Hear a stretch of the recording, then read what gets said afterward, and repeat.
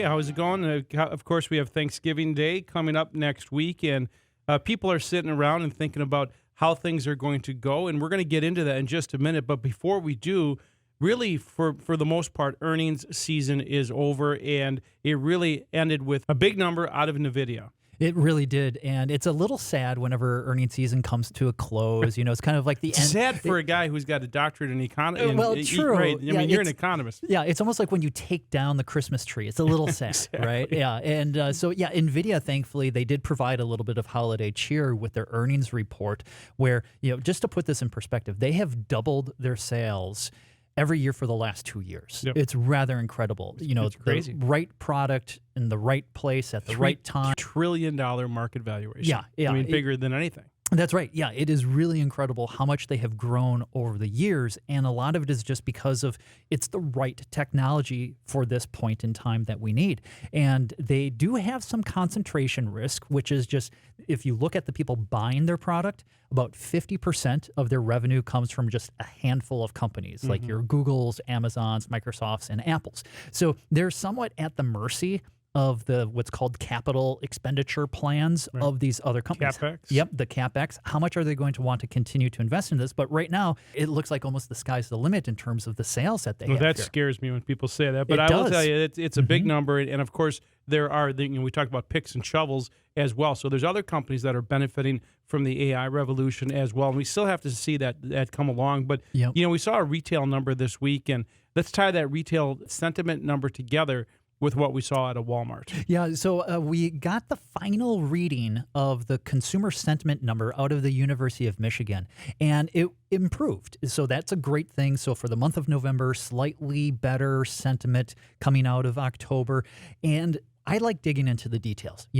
Beauty is oftentimes in the details. And when you look at the difference in sentiment between Republicans and Democrats, you can tell an election just happened. Because you suddenly saw an increase, a rather dramatic increase in the consumer sentiment out of those people who identify as Republicans, and then a rather large drop in the sentiment of those who identify as Democrats. So people's politics affect their sentiment. It can also affect their behaviors. But what we saw coming out of Walmart is that their retail sales numbers are a lot better than expected.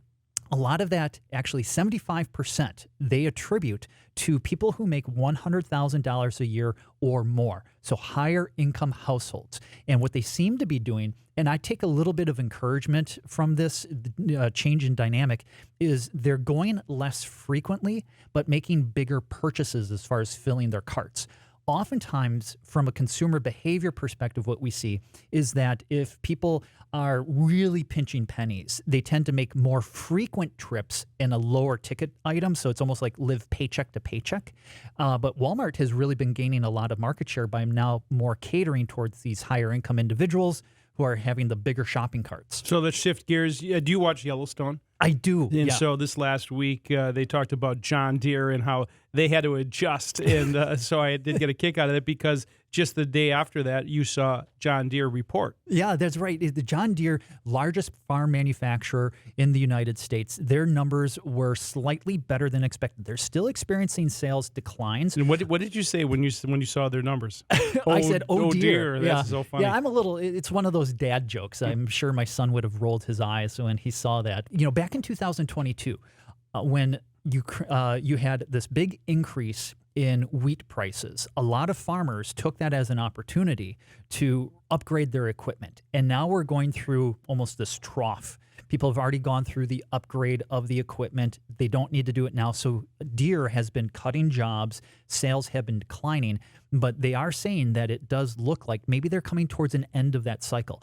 Part of it is new technology, right? They come out with a bigger, faster tractor, incorporating artificial intelligence for, let's say, the weed sprayers, where it can go across an entire field and actually pinpoint exactly where the weeds are instead of having to blanket the entire field. So pretty cool technology coming out. But yeah, the numbers were better than expected, even though they were down on the year. Danny, I know you are a lawn guy, right? And of course, when I think about lawns, I think about John Deere, but you're in a different camp. I feel kind of bad. I had to put it away, for the season. But I bought a robot lawnmower. Your robot lawn. So you just said, does it does it by itself? It does it by itself. Oh my goodness. 7 inches at a time, but I don't care. It's better than a 17-year-old boy. A little bit more reliable, maybe.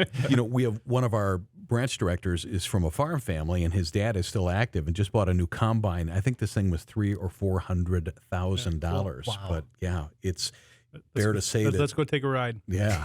Most of us want that value in what we pay for. It might be a combine. It might be golf clubs, a boat, a hotel, a vehicle. I mean, the list goes on.